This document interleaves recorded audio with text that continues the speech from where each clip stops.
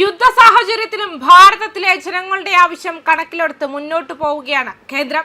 രാജ്യങ്ങളുമായി കൃത്യമായ രീതിയിൽ നയതന്ത്ര ബന്ധങ്ങൾ നടപ്പിലാക്കി നിലവിൽ ഇന്ത്യയുടെ ആവശ്യങ്ങൾ നിറവേറ്റുകയാണ്. പശ്ചിമേഷ്യൻ സംഘർഷത്തെ തുടർന്ന് LPG സിലിണ്ടർ വിതരണത്തിൽ നേരിടുന്ന പ്രതിസന്ധിക്കിടെ 10,000 ടൺ LPGയുമായി കപ്പൽ മംഗളൂരുവിലെത്തി. സിംഗപ്പൂർ പതാകയേന്തിയ ചരക്ക് കപ്പലായ HMS പയനീറാണ് മംഗളൂർ തുറമുഖത്ത് നങ്കൂരമിട്ടത്. അമേരിക്കയിലെ ടെക്സസിൽ നിന്നും ഫെബ്രുവരി 14 യാത്ര തിരിച്ച കപ്പലാണിത്.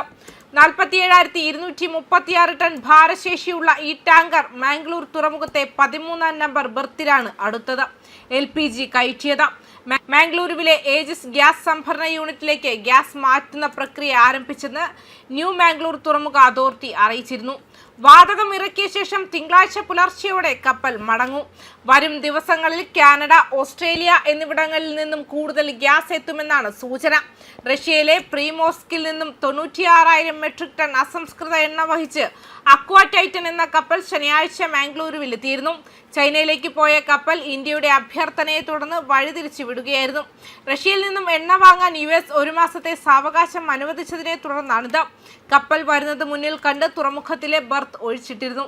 അസംസ്കൃത എണ്ണ MRPL റിഫൈനറിയിലേക്ക് മാറ്റൽ പുരോഗമിക്കുന്നുണ്ട്. മാത്രമല്ല, ഈ ആഴ്ചയുടെ തുടക്കത്തിൽ ഇന്ത്യൻ പതാകയേന്തിയ 3 കപ്പലുകൾ ശിവാലിക്, നന്ദാദേവി, ജഗ്ലാട്കി LPGയുമായി ഗുജറാത്തിലെ മുന്ദ്ര തുറമുഖത്ത് നങ്കൂരമിട്ടിരുന്നു.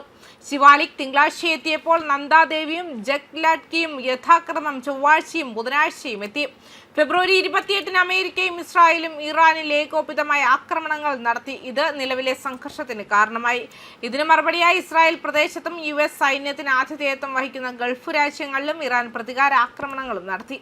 സൈനിക താവളങ്ങൾ, ലോകത്തിലെ എണ്ണ വിതരണത്തിന് ഏകദേശം 20% കടന്നുപോകുന്ന നിർണായക ആഗോള ചോക്ക് പോയിന്റായ ഹോർമുസ് കടലിടുക്കിലൂടെയുള്ള ഗതാഗതവും ടെഹ്റാൻ ഫലപ്രദമായി തടസ്സപ്പെടുത്തിയിട്ടുണ്ട്.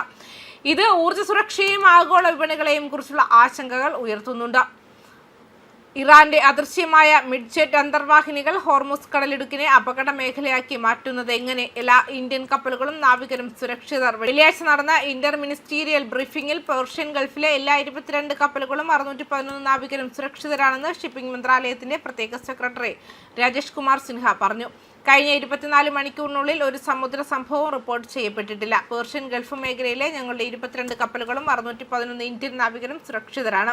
ഞങ്ങൾ അവരെ നിരന്തരം നിരീക്ഷിച്ചുകൊണ്ടിരിക്കുകയാണ്. ഒരു തുറമുഖത്തും തിരക്കില്ല. മാർച്ച് 14 മുതൽ 31 വരെ ക്രൂഡ്, LPG എന്നിവയുടെ എല്ലാ കാർഗോ സംബന്ധമായ ചാർജുകളും ഒഴിവാക്കുന്നതിനായി ന്യൂ മംഗളൂർ തുറമുഖം ഒരു സർക്കുലർ പുറപ്പെടുവിച്ചിട്ടുണ്ട്, സിൻഹ മാധ്യമപ്രവർത്തകരോട് പറഞ്ഞു. അതേസമയം LPG സിലിണ്ടറുകളുടെ ബുക്കിംഗ് ഗണ്യമായി കുറഞ്ഞതായി പെട്രോളിയം മന്ത്രാലയം അറിയിച്ചു. വ്യാഴാഴ്ച 55 ലക്ഷം ബുക്കിംഗുകൾ റിപ്പോർട്ട് ചെയ്യപ്പെട്ടു.